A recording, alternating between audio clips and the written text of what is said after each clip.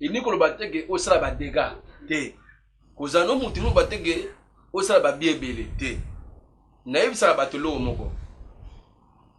Oh, nous sommes à fouiller à conviction de pas monter comme un péché. Mais Bible dit dans Jérémie 23 verset 1er verset. Malheur au pasteur qui dispecte les troupeaux de mon pâturage, dit l'Éternel.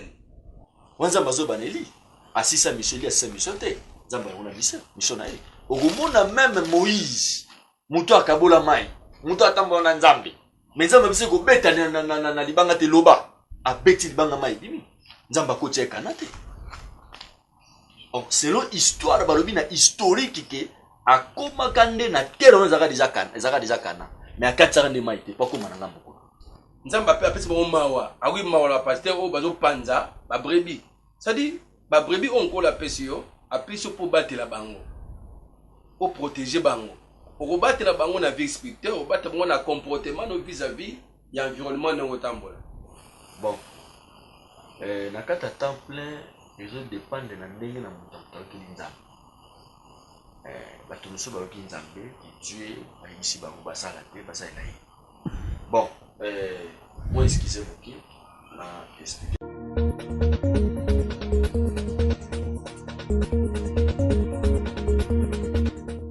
Vraiment merci, nous tenons à vous remercier pour le temps concentré donné sur notre émission dénommée Parler aux enfants de Dieu. Et on avait eu le temps de parler avec nos amis, on est en train d'échanger avec eux, nos analystes qui passent souvent pour que tout le monde un peu solo là par rapport à la réalité, au ce qui se passe, les autres c'est ça batouté. Et on avait préféré d'inviter les deux personnes. Vous aurez répété en l'anabon mingi, c'est le prophète Joël Pakou et puis l'évangéliste KBG Kabong, mais surnommé KBG. C'est Shadrach Kabong. Merci vraiment. Et notre problématique aujourd'hui, c'est lié dit au problème, au désordre médiatiquement, c'est les hommes de Dieu. Tant bas les cas, quels sont les propos, ils traitent même leurs problèmes pendant que bazana ba maram na bango, ba organisation na bango, ba lisanga na bango, ou ba koko kende si facilement pour aller résoudre leurs problèmes, mais ce n'est pas le cas. Ça se passe à la télé, sur les médias, sur les réseaux sociaux, et ça nous gêne. Ça nous gêne, nous les enfants de Dieu. On a eu le temps d'inviter ces deux personnes pour que tous moi, tant et au Solana Bango. Prophète, bonjour. Bonjour. Vous allez bien? Ça fait longtemps. Merci. Nous avons un petit souci. Hein. Vraiment, nous sommes dérangés. Nous avons une habitude. Il y a beaucoup d'habitude juste pour parler. Tout peut ça ma canis.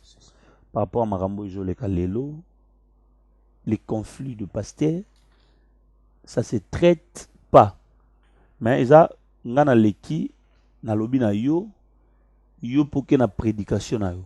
Au côté si problème ango et puis mususu wana sepeli tenenge likamune loba mikuna et tout ça.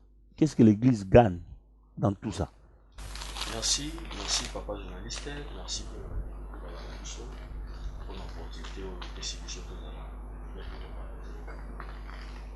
Et problème des amis, il n'y a pas si de l'ennemi. Pourquoi dit ça?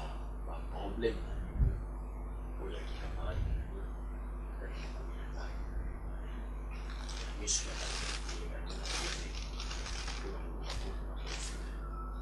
les amis, sans surtout de la inactivité. Quasi. Parce que baza ba responsable de l'église. Baza bato ba terre de baza. Baza bato bazo pousser bato vers Christ. Baza bato baza identité de leur Christ. Christ sur la terre. Mais tant que qui n'a pas beaucoup ya beaucoup ça sonne makasi. Ils a sonne makasi. Et là on a koloba bato yo bazo landa bango. Bato ba pesa bango litoyi. Il ne faut pas comprendre que les alliés vont confronter de l'attaque. Mais à niveau na bango, bakoui ko le kango na médiaté pour voir na problème. Il y a un faut pas tout comprendre. Na mokilo tozali, les seuls motos to pesa litoyi puisque les assurés de Christ. Parce que Christ n'a pas parfait. Bato na bata ba imparfait. Ba osa ba dégâts, ba osa ba défaut. ba erreur na bango so ba capter yango et permettre ba te ba na nzambe.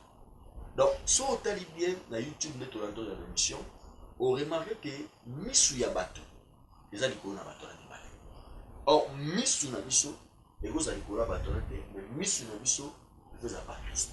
Auto béni Jésus. Na moment Jésus alobi na ba juif ou ba pharisien, alobi vous connaîtrez la vérité et la vérité vous affranchira. Vous affranchira, oui. Il faut tout comprendre d'abord tout ça pas un âne. Tout la vérité, tout la vérité. Na source na mo et na profondeur. Ba défaut oyo bato ba binzambe te, ba goza pe na batika nzambe ba ke musika, mais bato baza ba vrai chrétien. Quand on parle de chrétien, au baza mig na parole, au baza ferme, au batang la parole de Dieu, ba mona on ba vitilité. Bon, c'est constater la parole. Mais parce que parole au baza nango et pousser bango vers Christ. Mais ceux qui étaient dans le débat, au moins appelle à dire tout ça, au moins Paul azo le bazo adressé na pied. Par rapport à une épître oyo, bah confirme les alais quand bango, Paul a dit qu'on expliquait bango par rapport à parole de Dieu. Avec que ngana yebinza par rapport à révélation. Mais bino mulai na yi. Marambo ngana sali. Bino musali à côté. Vous savez, au moins même na kata bi marambo ezalaka. Mais na modèle on aura TV ezalaka te. Donc il n'est pas pour Mikanda à cette époque. Mais et un péché qui va touter, bati golanda Yesu. Et un péché qui va touter ba kusana na maram na bango. Bango baza Yesu te. Baza bato nkola tie baza la musala. Biso tokota la ka ba défaut na bango te. Mais tout à l'heure d'abord kolo biso zulanda. Parce que bango ba roleka. Le baza de kili koso. Donc ba chrétien bazo na biso, il faut pas tokota na ba fitita bato ba totika osambela, to osambela te pour na faire Mike ou pour na faire Mbi. Non. Tout ça, c'est la bonne avantage. Donc, il n'y a pas d'église pour l'avantage. L'église pour l'avantage. Oui, solo, quand on a besoin de Nzambe, ils ont un bit moko, quand on a parole de Dieu, n'engé prophète a utilisé tout à l'heure, ils allaient na ba personnage té. Pour les lots, batuana mi balé le baroza la pété. Parce que représentant légal de la cité Bethel déjà au tout kabiso paix à son âme. Dans l'obbi bembi à rosa la té, on ne souhaite pas. Mais déjà, plus c'est plus la parole de Dieu et non les gens. Toujours la même question, évitez votre intervention, pasteur évangéliste Kabongo Shadrach. D'abord, bonjour. Bonjour, papa. Toujours la même question, évitez impression dans les années. On n'a pas moni Zambé pour la moment, oyo, pas moni Zambé na équipe on n'a pas moni Zambé dans la prophète Joël ici. Question oyo eza na trois réponses différemment. On peut ça bango faute, on peut ça faute parce que sur le tali grandeur ya likambango. Tout moins comme kolo yemoko aza na base ya makambo. Parce que na bin kolo aza na base pourquoi? Parce que nzambe yemoko choix na ye et kinda ko luka bato baza complété. Choix ya nzambe luka bato baza incomplet.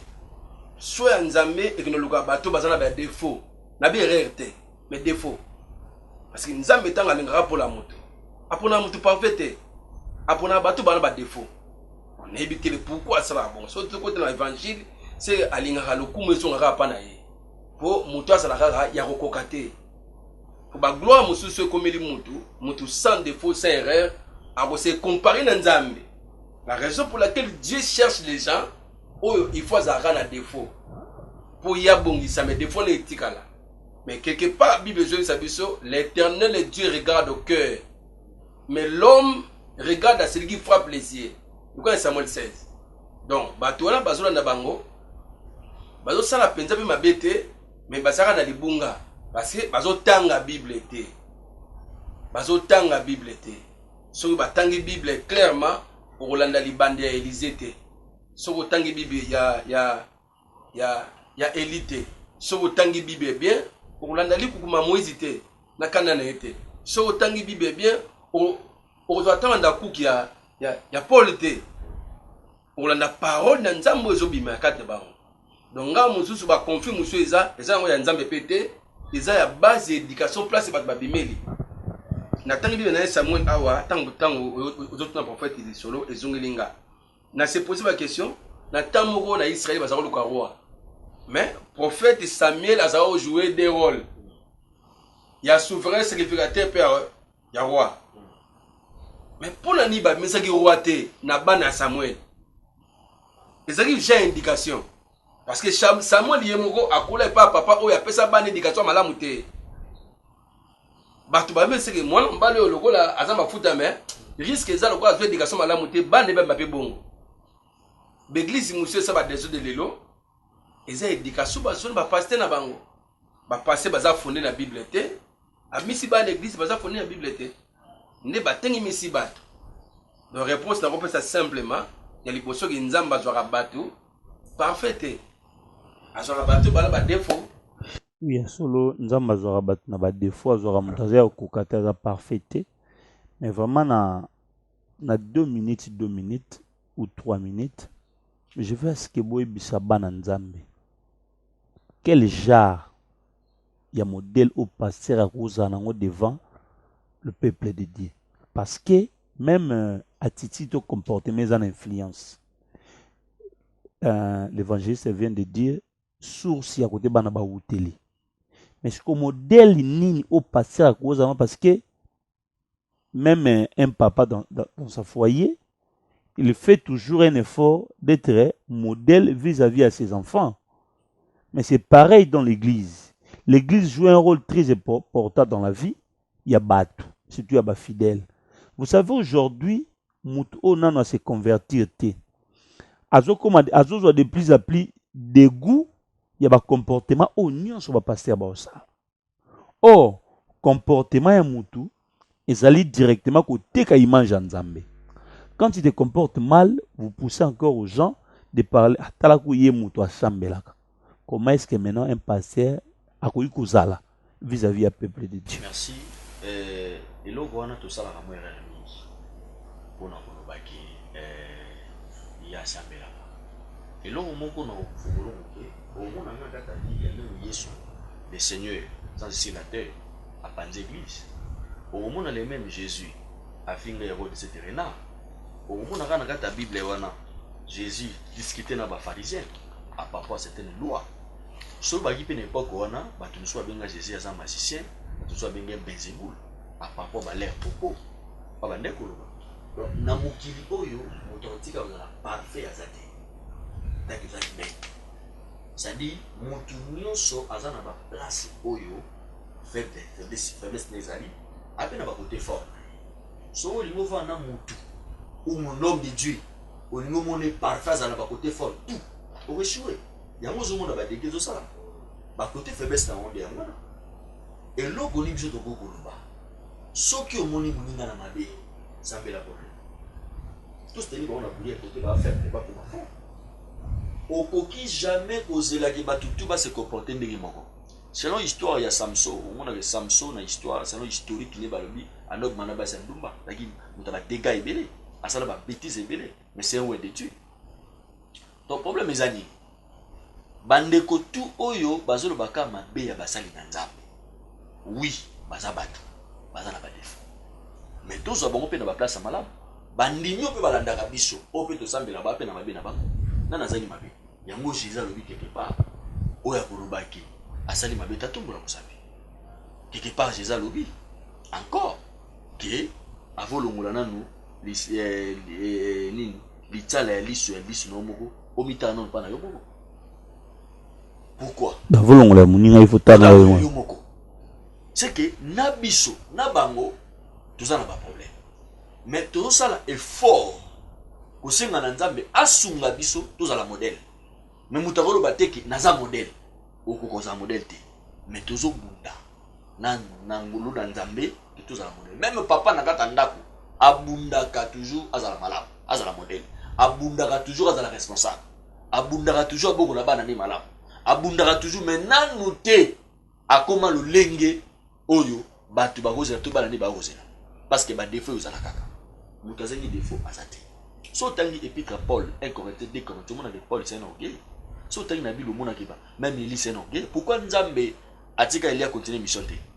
Tango akati si Jourdain après Élie a disparu Nzamba bomai parce que Élie c'est un orgueil.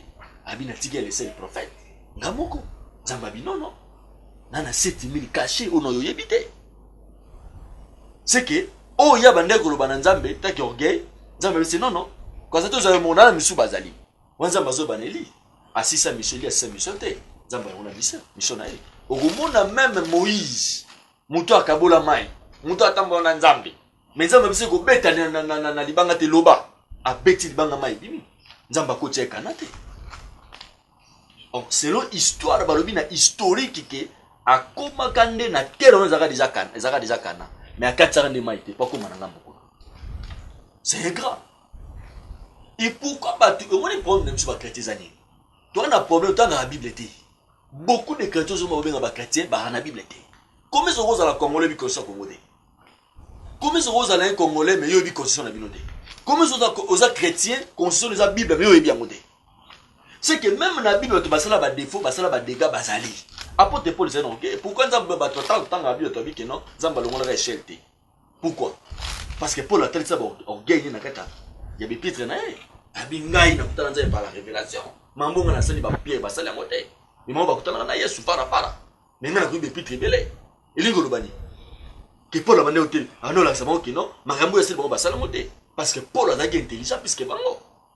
Mais au moment là quelque part malgré gloire à Nzambe malgré puissance malgré manifestation Nzambe mais ba défaut ezali. Oui, il y a solo un évangéliste. Votre impression.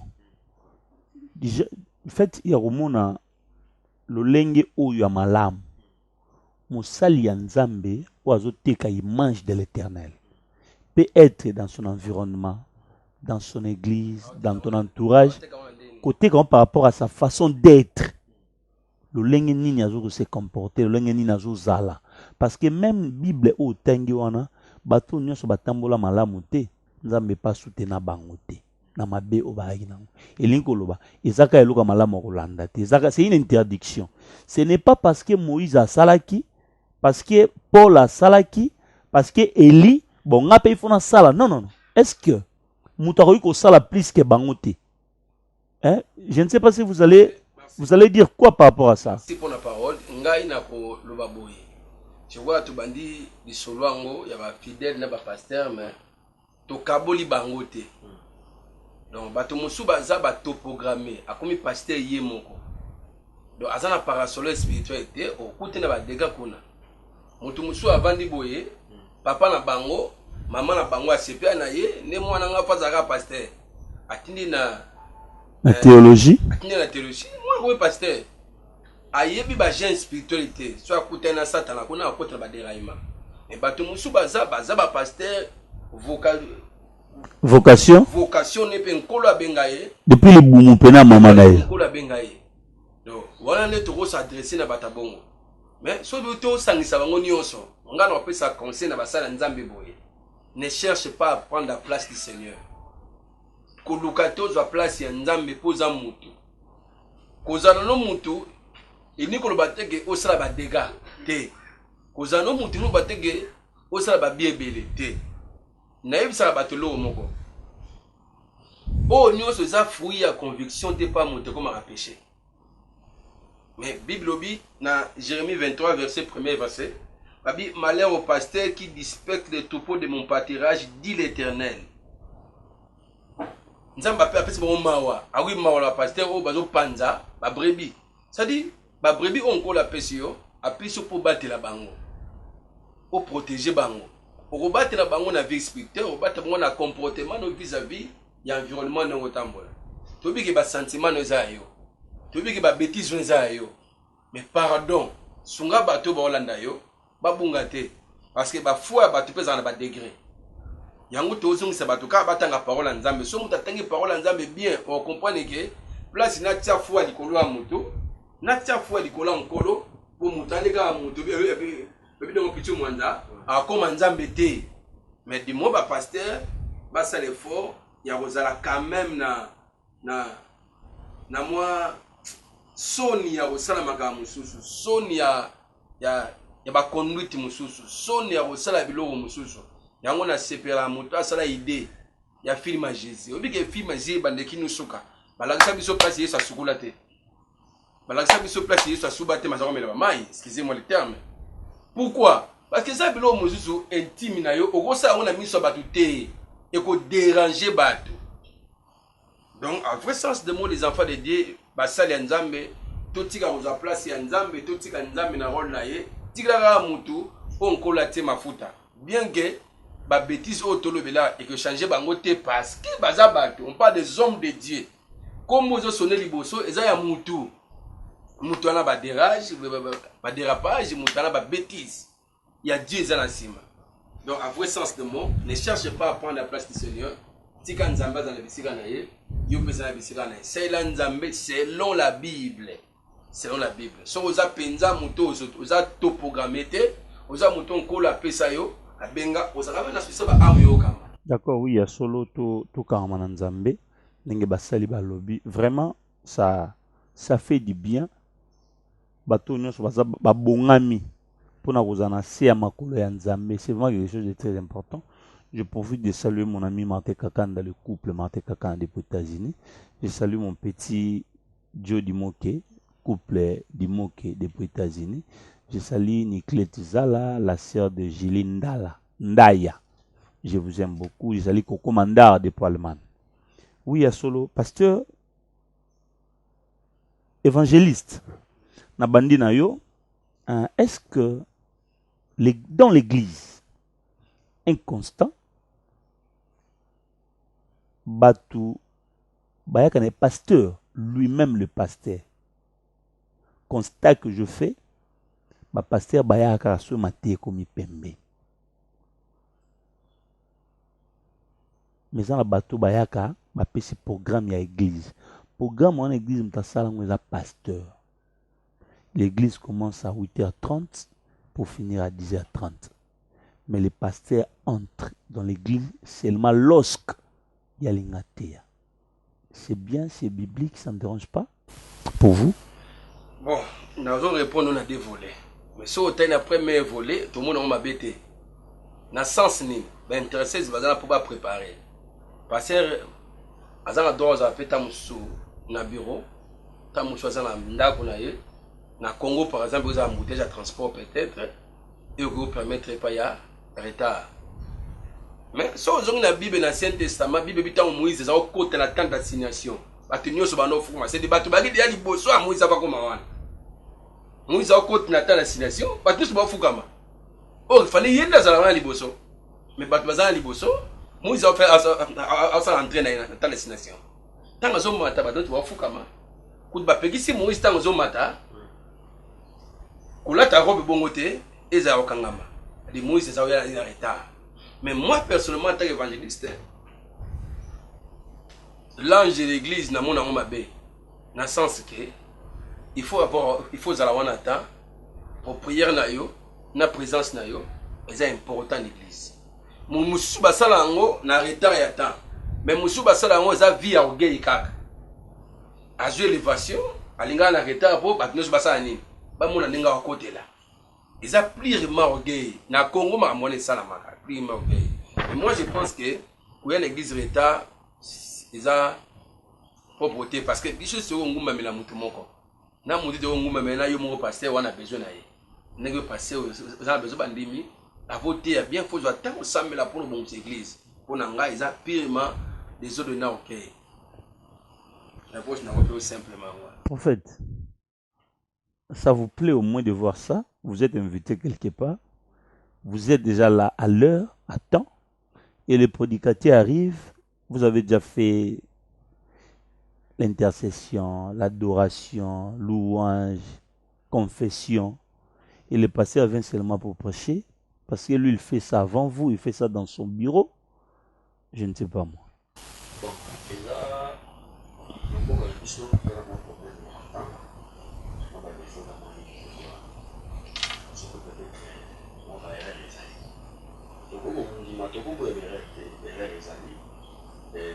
orgueil des appels à catastrophe.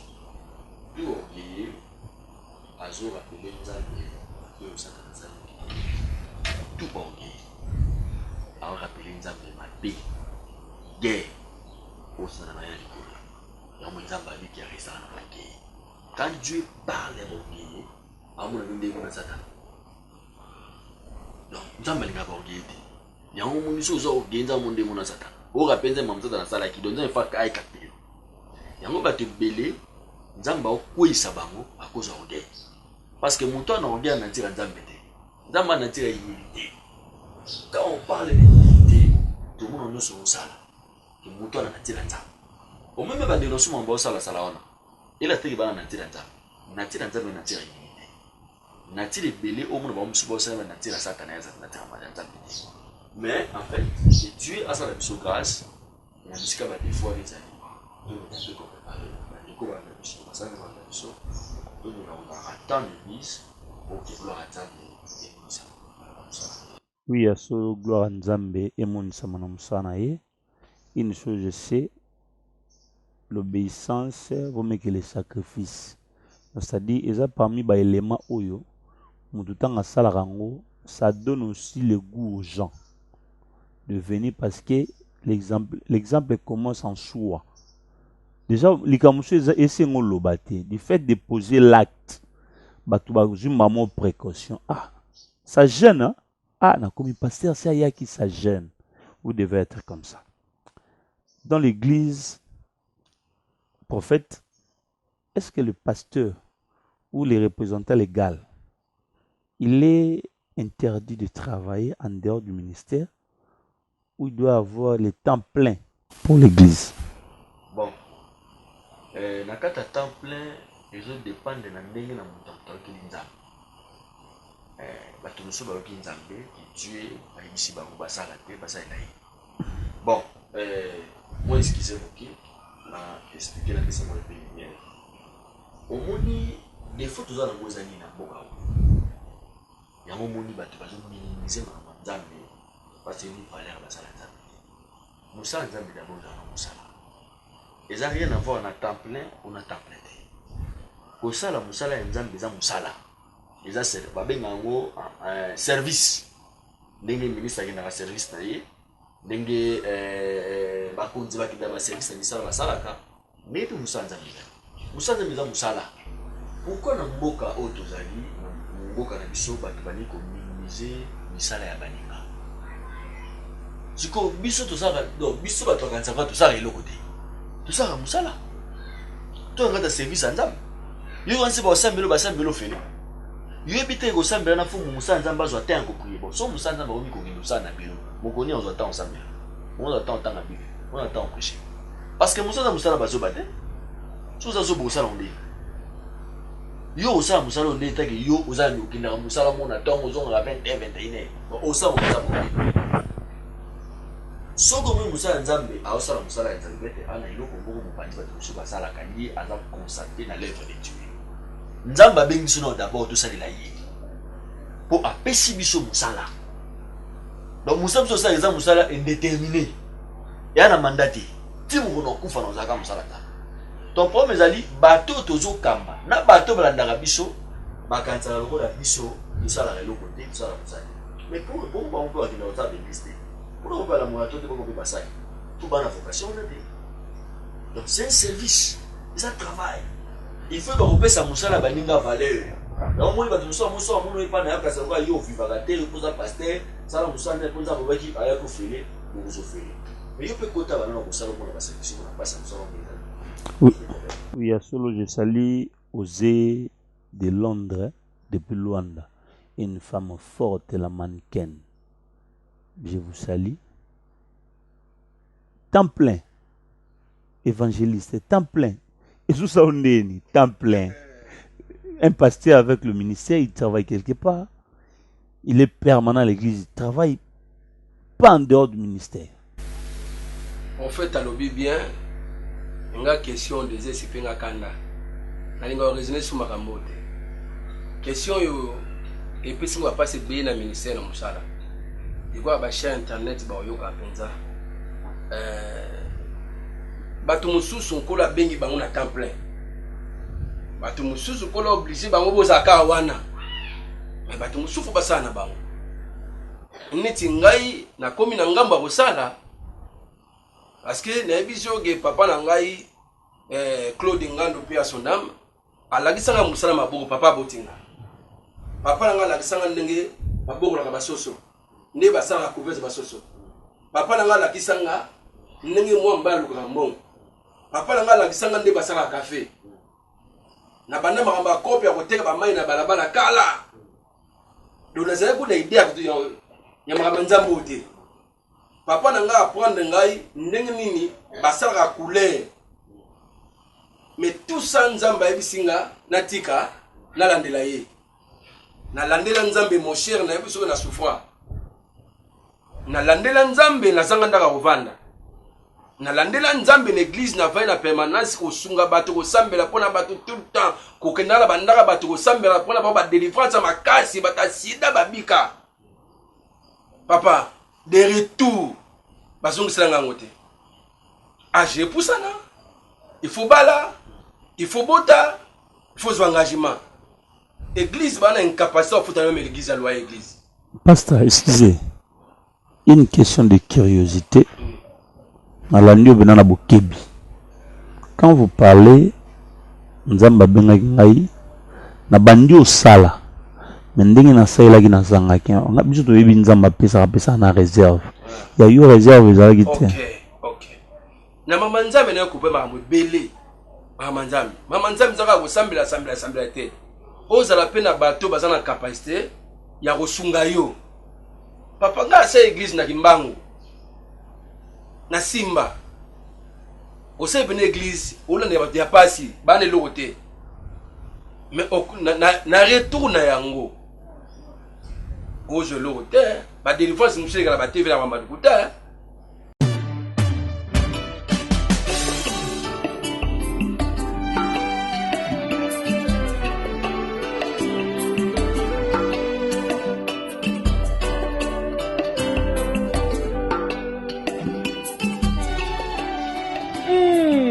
Bana Kin, Bana monde entier. On est nulle part, juste à Kinshasa. Kin, Hollande. Au sommet congolais, au Allemagne, au Canada, au Belgique, au France, au qui place il y a Kinia, il y a repos pour que vous allez à l'aise. Donc vous allez de citer ou à Paris, ou à France, ou à Hollande, ou à même Angola, Afrique du Sud, partout dans le monde. Il y a Sam Bezata ou le Bezate. Donc vous verrez des chambres qui sont impeccables. Service traiteur, tout ça là, billard, tout ça la terrasse. On a tout ici. Il n'y a rien à dire. Kin Hollande chez Jules Mwamba, motema ya maman Marie Noël. Awa place il y a Kimia, place il y a Sengo. Donc ce voyez, vous en avez dessus pour Sengo et Zalagane ya biso. À Tangoué na place il y a Kimia, vous à l'aise. Kin Hollande na katanjili, babinjili ya katite. Donc juste na couloir Kimbuta na prince wana donc Kin Hollande zana chez Jules Mwamba ya Marie Noël donc aux ala de cité ba chambre bien ba place de distraction zali restaurer zali terrasse za so pour lingo beta billard obeti billard pour vos séjours. Bana Tchangutu, bana partout, chose a besoin de camoufler nulle part ailleurs. Kin Hollande, c'est Jules Mwamba ya Marie Noël. Place ya sport zali olingaka moi sport moi nini donc awa oza de cité Kin Hollande donc Hollande na kati ya Kin ba chambre tout malili climatisé boya ebele place za nango ya kobunga te juste tuni kaka bato ba yebi couloir Kimbuta ba expliquer bine sika à Kin Hollande zali boya awa chez Papa G vous ne serez jamais déçus qualité service traiteur n'en parle même pas bon ba chambre. En tout cas, Gilles Mwamba, na Marie Noël, Oyo, Bossel Bisso na Kinawa, c'est du jamais vu. Donc on est ensemble. Boya, beau visiter, vous ne serez jamais déçus. Votre artiste c'est Peter Kirsch le maestro.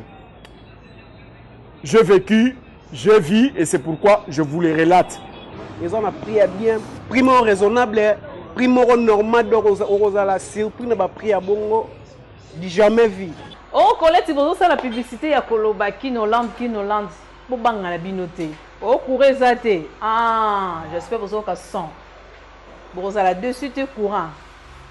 Ce qui est pour qu'il chasse à bongo, déjà groupe et coupé là pour assurer lumière na bino. Kin Hollande. Toujours.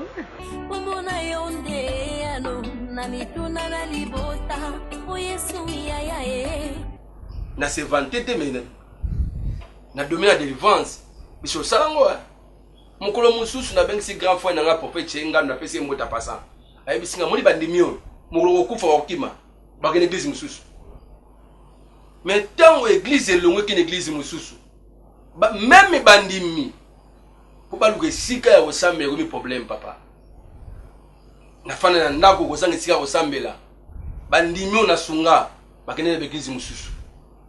Là vous reprochez qui Dieu to ba fidèle te naza komi reprocher na sens nini soki na kota na musala ngai moko na lingana sela nzambe bien yango moni lelo na komo réfléchir boy pour l'église il faut ngamo pasteur naza la première partenaire avec batubaya pour ça batu musuba oya ba sungote ayo sungi ba bakei ce qu'on avantage l'église ya te c'est la gloire de l'Éternel avantage l'église ya te nzamba lobi na tshebino na musala pour batuana ba repesa bo France ba repesa ce que baton ko la te ba repesa te soko biso pe to mesala ko senga bandimi mbongo te ndenge batu musu basalaka ya ko sala makiona na biso te souffrir lelo nazo biso mon frère nazo ndako andeo église ne na liaka les églises te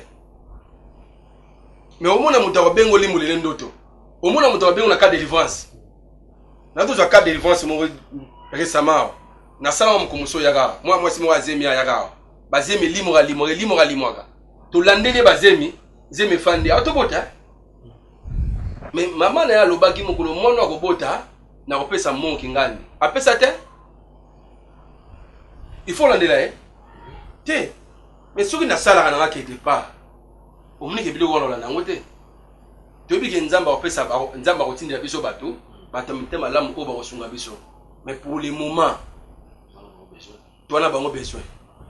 Oui, à Solo. Très important. Oui, à Solo, je salue mon président, le président de la Ligue de football de Kinshasa, le président Bonina, et le président de tous les arbitres d'Adi Diassiwa. Je suis de cœur avec vous, je vous soutiens de loin ou de près. Bon, tout comme vraiment presque Nasuka ya émission Abisso, mais vous savez, ils en ont makamususu deux fois. En regardant, ça fait très mal. Aujourd'hui, Bino Boyebi, ils ont la Bino, ils ont la promotion à Bino. Est-ce que ça vous plaît de la manière vous voyez les, comment dirais-je, délivrance comme ça là. On a vu sur les réseaux sociaux, délivrance sous pasteur Atiki Mwansi Moroni. Pasteur Azolongola Mutumoko sous-vêtement en plein kilt. Ça vous plaît tout ça? Évangéliste, ça vous plaît? Bon, ngai na olobake et c'est pesanga été parce que Bible obi na Osée 4:6 mon peuple est détruit faute de connaissance. Prophète a olobake, il faut batanga la Bible. Batu balingo tanga Bible te. Dede ba pasteur ti ba sala ba avec église ba koti ba kosa ba domingue. Batu ba ba te ba passer ba kosa. Moi je dirais ceci. Délivrance, il faut bien aux alamoto benga mina délivrance. N'était prophète alia. Prophète et moi yebi. N'était aux alana ba moi bité délivrance mina tikela évangile. Parce qu'il y a yebi que ça domaine nanga. Mais domaine ya kosakola boye ça domaine nanga été. Vous comprenez? Mais na ko na pe na sami pour na mutu nzamba la tinga likambo mais n'est mon prophète été. Mais ça domaine nanga. Parce que ba pasteur de fois ba ngozani. Pasteur alingi nyonso kaka yenda sala ya ngomonike. Comme c'est la délivrance, c'est pas comme on a un chemin. Le groupe n'a pas ça dans le rosa et le gamoté. Pour le gandela mususu. Délivrance, il y a un bâton dans ma PC. Pardon pour la cité. Ba fidèle faut ba yeba. Ba pasteur, ba zaloko la ba docteur. Ils ont ba médecin musu généraliste. Ils ont musu aza médecin mais il y a ça pour la pédiatrie. Mais musu aza médecin mais il pesa opération à osalango. Mais il y a minuté. Dentiste Azali, pédiatre Azali. Passer baliba sangisa. Délivrance, botiki lango bato on la bengi ya délivrance. Neti ba biso to sarango. Biso to sarango. Yela ndoto na speaker. Je profite directement évangéliste parce que ce sont des cas qui arrivent trop dans des foyers. Vous savez, nous sommes des Africains de Bantou. On sait ce qui se passe. Et ça va tout numéro na yo.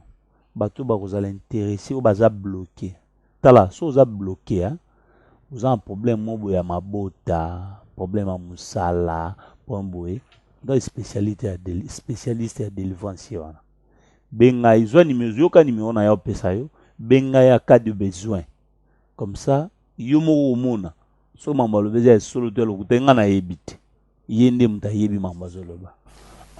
Merci beaucoup. Vous avez un problème de délivrance. Vous avez un problème bandoto moko zo compliqué. Ezo muyo mutu. Vous avez par-ci. Otamboli mingo le makama nzambe.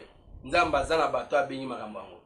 Je crois que le numéro est plus 243 089 32 94. Non, saute plus le moins 0. Bandela. Plus 243 89 32 94 370. Bandela. Bandeli plus 200 plus 243 89. Non, loin 0. Plus 243 89 32 94 370. Ah, merci. Prophète, ce qui peut délivrer, c'est la place où vous allez. Place où vous êtes vrai. Vous avez courage, vous avez na bengana no. Ndeko kabongo, Shadrach pour enda yebi yango, vous avez courage, vous avez que mutango ba ina mbongo ebele na okaba kopte. Ena pota na ngokaka pour na récupérer kanyaka. Motema abende yango. Eloko so yebite tikaba to ba yebi. So za ba prophète. So ina wa délivrance te. Eveke azali, oya na ngopeka. Tebeke kwanga ifuka bateke. Eza musala ya nzambe. Deke ndeko azui kuna bapamboli. Ambusa na tena wa Joseph. MC Potiphar lui ABC les chansons abine ozo kende kuna na Kani sanga yo sanate. Biso tuza na domaine wana. Bato banda biso na tente to limbola ba ndoto pe. Bato muso ba limbola ndoto ka moko ego changer pe vida. Exactement. Mais les ana ba chrétien. Baza différent na ba païen. Ba païen ba kabila ba mission no ba sa biloko tawo ba pesa ba dimi ba vani. Te ba sala loga yembi etsa afuli et. Sala yebana. Ba pesa la ba dimi. Mais ba chrétien ko limbolé ndoto ta pe na dimi na capacité na pesa monter. Mais ba sala ngona ba païen. Ba futa ba bia ba avion. Omoni eloko bo comprendre te bozo ba valeur ya ba grâce ba ninga te. Ba bi ba yemba. Biso pe to limbola. Yo ndoto no loti zamba place mongo be avec apesi yo lumière na yango. Ba expliquer yango. Eza facile, eza facilité. Donc bandeko tant tozonga la sujet oyo na sengi na yo journaliste to mekano pour fondir makambo, c'est très important. Bato banda biso nzama pambola bango numéro na ngeza di plus 243 9 94 722 651 plus 243 9 94 722 651. Zamba la pambola. D'accord, vraiment, j'espère que vos yeux éclaircissement. Notre chaîne c'est André Dumbo TV. Abonnez-vous massivement. La meilleure des façons de nous soutenir, c'est seulement de partager les liens. C'est seulement de partager les liens. C'est votre serviteur, la moindre de tous, la Simbila. Je suis avec vous en train de travailler. Je salue mon boss, André Dumbo TV depuis Europe. Merci pour notre effort. On est en train de se battre. Je n'ai pas oublié mon ami, Flori Kingombe, l'ami de Eddie Ipanga. Je vous aime beaucoup. Merci pour votre soutien de loin, de prière. Moi, je suis là. Je n'ai pas oublié le pasteur Richard Moukoukou et maman Fifi Kapoisa. Je vous salue. Je vous aime beaucoup. Vraiment, nous sommes arrivés à la fin. Nous sommes arrivés presque à la fin. Et il y a un mot de la fin. Quand même, nous sommes avec les invités. Bateau Bayara Otalabiso chaque fois. Bazana Bateau Basoutenara Bango. Un petit salutation, un remerciement à Bateau Basoutenara ministère, à partenaire, tout ça. Évangéliste, vous avez 20 secondes. Merci beaucoup les bandegonios sur la télévision. Vous avez besoin de soutien. Numéro à votre PC. Soutien à Bafle, soutien à l'église, soutien à Bakiti. On a vraiment besoin de sa photo. Na pesi mote na bandegonios sur la télévision qu'on a pas moulabino. Et na pesi mote na Ephraim et Kabongo Nzimbo mwana nga moko na dinga mingi. Et anniversaire les le 16 janvier et le 16 mai oyo. Na pesi mote na Liliane Bieya. Na pesi mote na Élysée. Moi je t'en linga mingi. Na pesi mote na pesi. Oui, merci. Oui, merci. Un prophète aussi. Na pesi mote na apôtre Joseph. Oazali na mot de Marsan en France. apesi mpe bato nyonso oyo basambelaka na église na biso rabe spirituel na France nzambe alola apambola bino batoto baza na Bordeaux bokende église na biso ya porte ebwesi oyo aza na mboka France na village na biso tokobenga yango de Mansan nzambe alola apambola bino bosani poto papa na biso Simon oyo azali mosali na nzembo monene na kati ya France oyo aza motambeli malamu boku alingi nzambe mingi nzambe alola mpe apambola yo e nabosani te mai nyonso balandi biso partout dans le monde nzambe alola apambola yo tona besoin basoutien na bino na mosala oyo aza na mpoma délivrance aza na mpoma bandoto toza wana mpona kolimbola mpona kopesa bino linyere nzambe alola apambola. Oui, Solo, merci vraiment pour les invités, pour votre temps, votre disponibilité.